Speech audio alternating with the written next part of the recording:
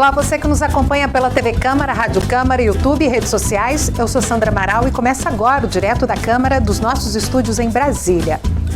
Boa tarde. A mesa diretora da Câmara dos Deputados declarou ontem a perda do mandato do deputado carioca Chiquinho Brazão, que está sem partido. Ele é um dos réus acusados de atuar como mandante do assassinato da vereadora Marielle Franco e do motorista Anderson Gomes em 2018. A decisão foi publicada no Diário Oficial da Câmara e justificada com base no artigo da Constituição que determina a perda do mandato do parlamentar que deixar de comparecer em cada sessão legislativa a terça parte das sessões ordinárias da Casa. Chiquinho Brazão está preso desde março do ano passado. Também ontem, o presidente da primeira turma do Supremo Tribunal Federal, STF, o ministro Cristiano Zanin, enviou um ofício à Câmara dos Deputados para dizer que a Casa não pode suspender a íntegra do processo contra o deputado Alexandre Ramagem, do PL do Rio de Janeiro, por tentativa de golpe de Estado em 2022. A Câmara analisa um pedido do PL, baseado no artigo 53 da Constituição Federal, que diz que partidos podem suspender ações contra parlamentares e senadores por crimes cometidos após a diplomação do parlamentar. Segundo o STF, 3 dos 5 crimes aos quais responde o deputado Alexandre Ramagem seriam anteriores à diplomação que ocorreu em dezembro de 2022. Portanto, na interpretação do Supremo Tribunal Federal, a Câmara não poderia suspender o processo relativo a esses 3 crimes. E agora vamos às aprovações da semana no plenário da Câmara. Quem traz para a gente todas as informações é o repórter Antônio Vital. Olá, o plenário da Câmara aprovou proposta que garante a continuidade de projetos e investimentos em ciência e tecnologia, mesmo se o banco que intermediou o empréstimo, por algum motivo, deixar de operar. Também aprovou a criação de novas varas federais e mais cargos de assessoria para a Justiça Federal e o Superior Tribunal de Justiça. E ganhou o regime de urgência, projeto do governo que torna mais rígidos os repasses da Lei Aldir Blanc para estados e municípios. Outro projeto do governo, esse para facilitar a liberação de recursos para o combate a incêndios e desastres naturais, começou a ser discutido, mas não foi votado por falta de consenso. Vamos começar falando do financiamento de projetos de ciência e tecnologia. A Câmara aprovou proposta que garante a continuidade desses investimentos feitos com recursos do BNDES, mesmo se o banco que intermediou o empréstimo, por algum motivo, deixar de operar. Isso acontece, por exemplo, em caso de falência ou intervenção do Banco Central. O projeto já enviado para o Senado permite que a FINEP, a financiadora de estudos e projetos, assuma automaticamente os contratos do agente financeiro que sofrer falência, liquidação extrajudicial ou intervenção. Com a medida, a FINEP passa a ser a nova credora desses contratos. De acordo com a Associação Brasileira de Desenvolvimento, a BDE, a aprovação do projeto vai aumentar em até 12 bilhões de reais os recursos disponíveis para financiamentos de projetos de inovação. O relator do projeto, o deputado Júlio Lopes, do PP do Rio de Janeiro, destacou o papel da FINEP no desenvolvimento do setor. O FINEP é uma empresa pública federal vinculada ao Ministério da Ciência, Tecnologia e Inovação, que tem como missão promover o desenvolvimento econômico e social do Brasil por meio do fornecimento público à ciência, à tecnologia, à inovação, às empresas, às universidades, aos institutos tecnológicos e a outras instituições públicas e privadas do Brasil.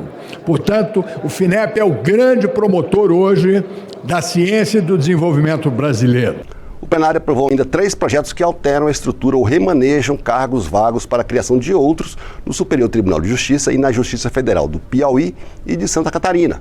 Os projetos também enviados para o Senado foram aprovados por ampla maioria, mas criticados pela oposição, que contestou gastos do Judiciário. Um dos projetos cria 8 varas federais e novos cargos de juiz federal em Santa Catarina.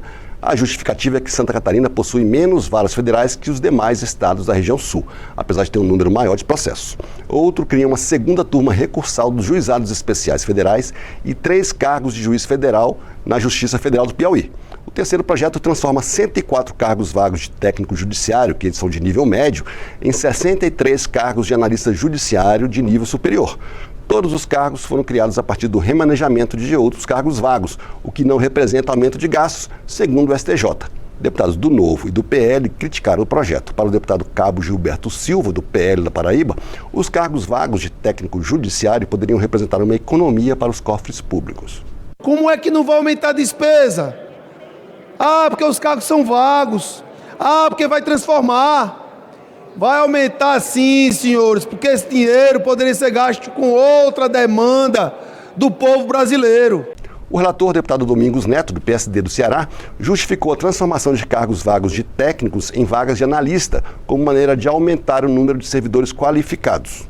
Esse projeto não trata de nenhum aumento de despesa e o que está acontecendo é que nas vagas que já estão ociosas, dentro do próprio orçamento, o STJ está usando o recurso que já existe para a sua maior demanda, que são os analistas, aqueles que ajudam nas votações, a fazer o voto dos relatores, que vem aumentando o estoque de processo ao longo dos anos. O plenário aprovou ainda regime de urgência para projeto que altera a Lei Aldir Blanc de Fomento à Cultura. Aquela lei aprovada em 2022, logo após a pandemia, para garantir repasses federais para estados e municípios aplicarem em projetos culturais. O regime de urgência permite que a proposta seja votada diretamente no plenário, sem passar pelas comissões permanentes da Câmara. Mas isso rendeu muita discussão entre deputados do governo e da oposição. A alteração na lei foi proposta pelo governo como maneira de tornar mais rígida a liberação do dinheiro. Estados e municípios com mais de 500 mil habitantes só vão receber novos repasses se tiverem usado pelo menos 60% das transferências anteriores. E os municípios menores terão que ter aplicado em cultura pelo menos 50% do que receberam no ano anterior. O projeto tem texto semelhante ao de uma medida provisória editada no ano passado, que perde validade no dia 4 de maio se não for aprovada pela Câmara e pelo Senado até essa data. Por isso, a urgência para votação, criticada por parlamentares da oposição, como Bia Kicis, do PL do Distrito Federal. É um absurdo que a essa altura a gente vote requerimento de urgência para aprovar mais dinheiro para a cultura, para artista que já está com dinheiro cheio, com a conta gorda, enquanto o Brasil está quebrando. Para garantir a continuidade do programa, a relatora, a deputada Jandira Fegali, do PCdoB do Rio de Janeiro, acrescentou à proposta artigo que fixa em 3 bilhões de reais por ano a dotação orçamentária da Lei Aldir Blanc. Jandira Fegali defendeu a urgência da votação para que não haja prejuízos para o setor cultural. Uma medida provisória que promoveu alterações. No entanto, isso tem um prazo de vigência da MP. Por isso, nós precisamos votar o projeto na medida em que nós precisamos manter a Política Nacional Aldir Blanc em vigência e com os critérios corretos. E o plenário começou a discutir projeto também do governo, que prevê medidas emergenciais para dar respostas rápidas no combate a incêndios florestais e desastres naturais.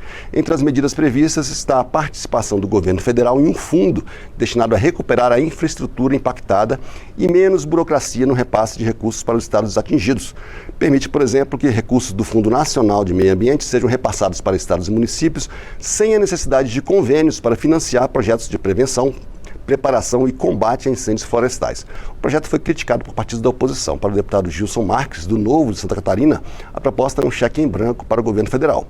Eu fico abismado como as pessoas acreditam que agora vai ser criado um fundo que vai ter dinheiro e que esse fundo também vai ter um comitê gestor administrado pelo Lula e pelos seus indicados, com a ministra do Meio Ambiente, que tem recorde em queimadas no Brasil. Agora vai fazer a coisa certa. Agora vai dar bom, não vai mais ter queimada no Brasil, pois a única coisa que vai ter é menos dinheiro para a sociedade. O projeto também permite que tripulação estrangeira possa operar aviões e helicópteros empregados no combate a incêndios e facilita a recontratação de brigadistas dispensados. Para deputados da bancada do governo, a proposta permite ações imediatas no combate a incêndios e desastres naturais. Foi o que disse o deputado Jonas Danizete, do PSB de São Paulo. Esse projeto, ele reúne 3 medidas provisórias, dá mais agilidade. Quem já foi executivo, quem já esteve no Poder Executivo, sabe que muitas vezes existe a burocracia e existe a urgência para se resolver uma questão. O incêndio não espera a burocracia.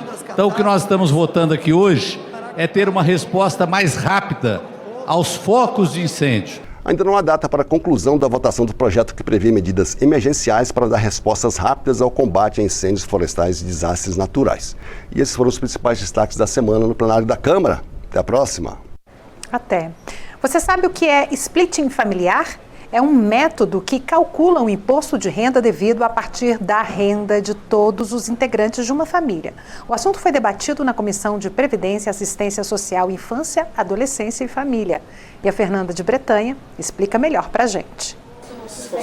Imagina só poder calcular o imposto que você deve à Receita Federal contando com a renda de todos os integrantes da família e ainda por cima poder considerar outras características, quantidade de filhos ou dependentes, idosos e pessoas com deficiência ou doenças graves.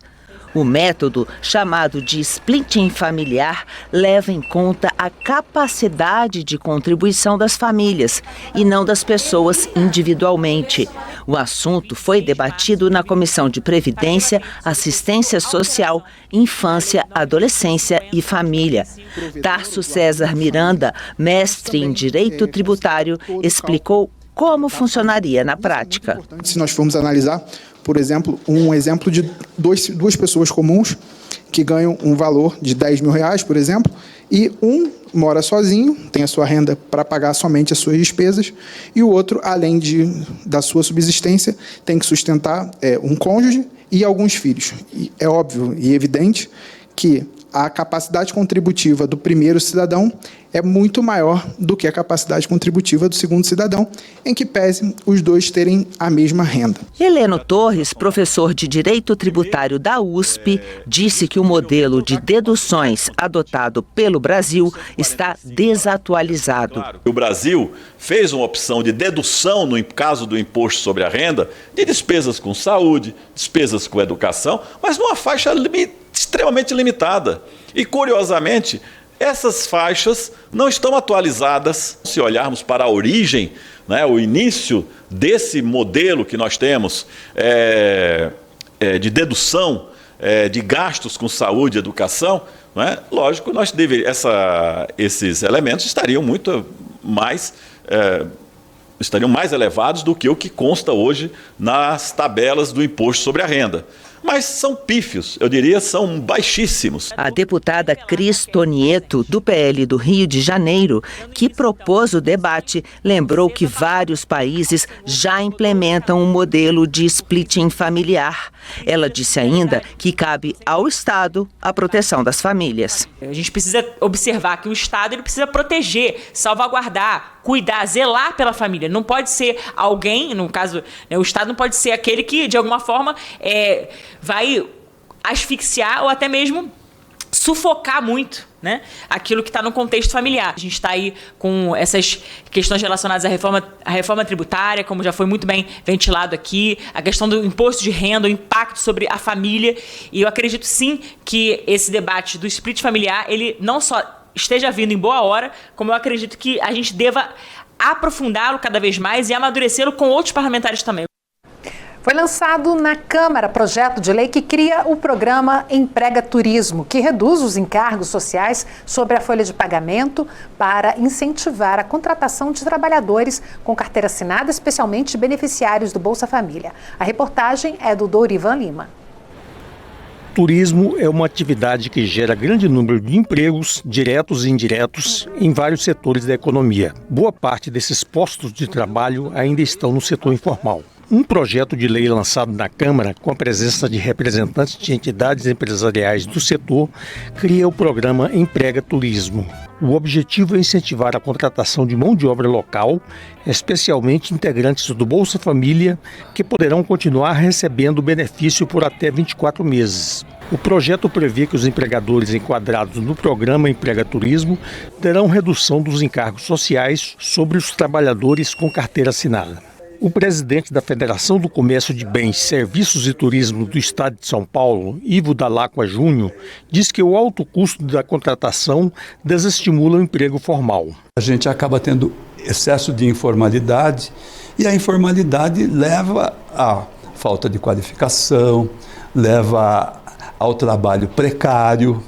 Quer dizer, nós acabamos retroalimentando um sistema que não interessa à sociedade, que não interessa a ninguém. Um dos autores do projeto é o deputado Marques Beltrão, do PP de Alagoas, secretário de Comunicação Social da Câmara.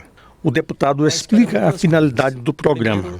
queremos tirar da informalidade milhões de trabalhadores que estão no Bolsa Família e que poderiam ter um emprego formal sem prejuízo do Bolsa Família por 2 anos, que poderiam ter uma qualificação profissional adequada para o ambiente de trabalho, para que eles possam se modernizar e amanhã sair do Bolsa Família e ter uma vida social melhor.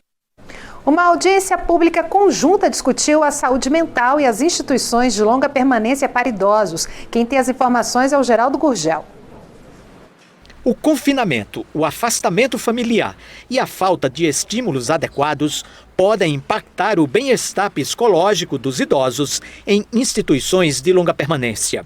Reconhece Dona Ruth Vaz, que aos 70 anos preside uma instituição de idosos em Trindade, na região metropolitana de Goiânia. Quando a gente vê que ele está com crise de ansiedade, com depressão, a gente sempre está procurando a família para estar conversando, para que eles tenham mais atenção e que tenham mais cuidado com os nossos idosos. Estruturas precárias e falta de capacitação dos profissionais que acompanham os idosos também podem comprometer a dignidade e o direito à saúde dessa população. São mais de 2.000 instituições para idosos cadastradas no Sistema Único de Assistência Social, com cerca de 70.000 albergados. Lígia Gualberto, coordenadora de saúde da pessoa idosa do Ministério da Saúde, alertou para os problemas enfrentados pelos idosos nessas instituições. Essa articulação para a identificação das vulnerabilidades, para a identificação das pessoas idosas, dos grupos prioritários para essa necessidade de suporte, é o essencial para que as políticas públicas possam se articular e assim atuar de maneira mais eficiente. O problema foi discutido em audiência pública conjunta das Comissões de Saúde e de Defesa dos Direitos da Pessoa Idosa.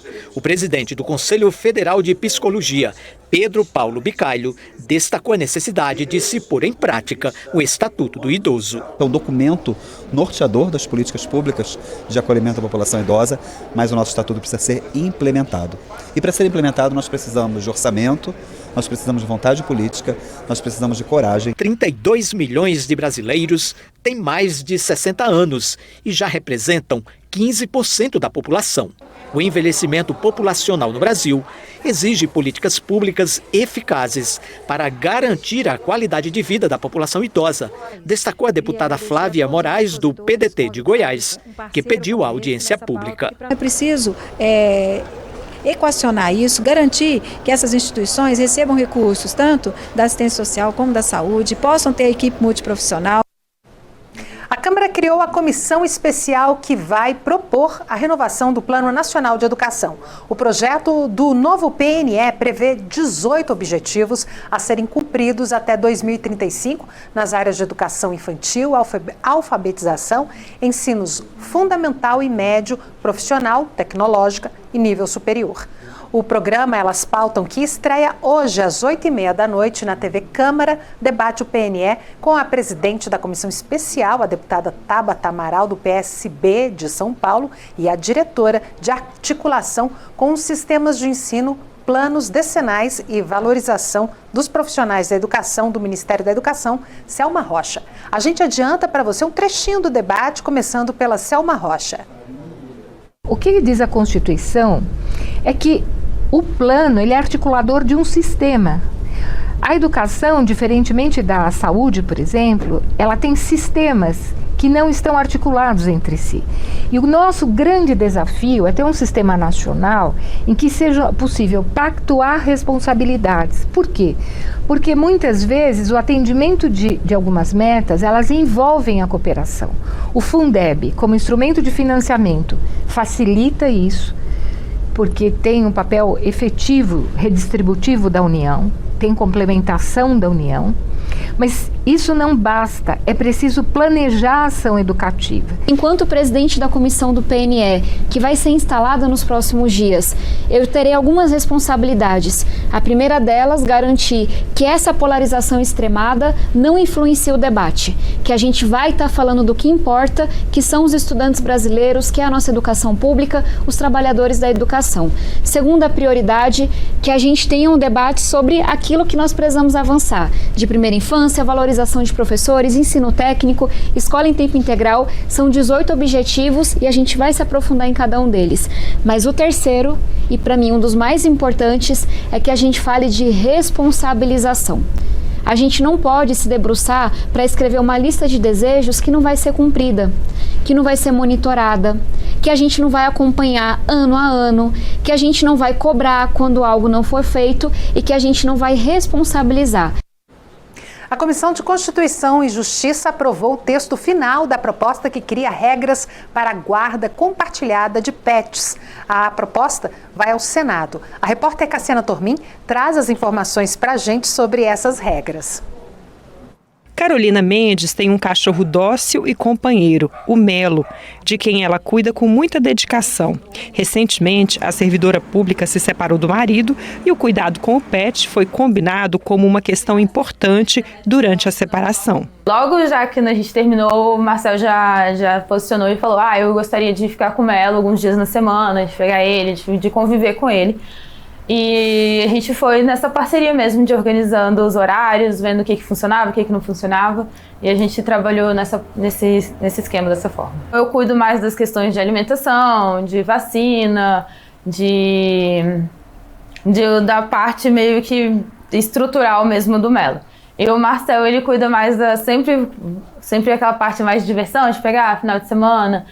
O banho normalmente é o Marcel que leva para tomar banho, que ele tem um pet shop lá do lado da casa dele. Então a gente vai conversando mesmo como funciona essa situação. O Marcel é o ex-marido da Carol, que se reveza no trato do cachorro. Para o Marcel, é preciso conciliar o desejo dele estar com o Melo com o respeito aos sentimentos do animal. A ideia nossa é sempre deixar ele, que acho que tem a ver com a responsabilidade, né? Deixar o cachorro bem acompanhado, não deixar ele sozinho. Se a Carol viaja ou se ela tem um trabalho que ela vai ficar a semana inteira ocupada fora de casa, aí ela, Marcel, eu vou ficar mais tempo fora de casa. Então acho que a responsabilidade final é quem pode ficar mais tempo com ele e quanto menos ele ficar sozinho, né? Muitos casais optaram por não ter filhos mais, né? É uma coisa dessa geração, minha geração e as gerações que estão vindo.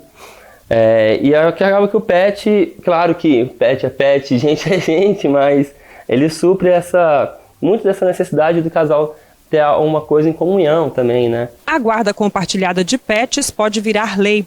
Uma proposta aprovada pelas comissões da Câmara assegura aos casais que se separarem o direito de dividir o tempo e as despesas com os pets. Inclusive, se não houver consenso no ato da separação, o juiz pode decidir sobre a guarda compartilhada.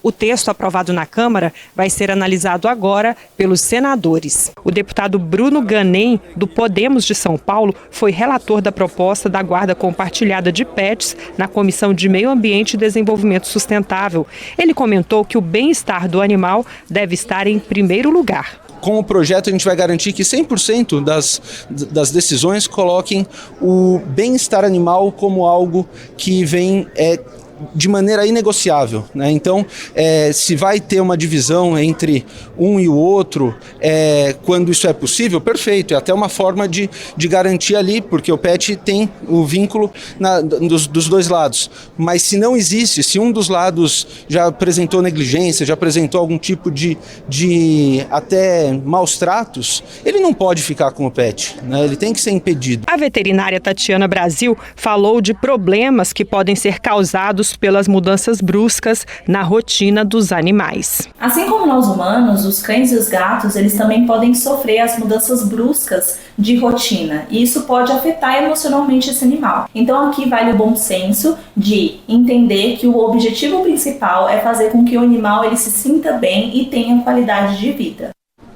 E está terminando o Direto da Câmara. Eu te convido a acessar sempre o portal câmara.leg.br, onde você encontra tudo sobre os debates e votações, todas as proposições, a prestação de contas do seu deputado e muito mais. Lá também está todo o nosso conteúdo audiovisual que você acessa pelo link cd.leg.br/YouTube. Eu sou Sandra Amaral. Para você, uma boa tarde e um ótimo fim de semana. Tchau!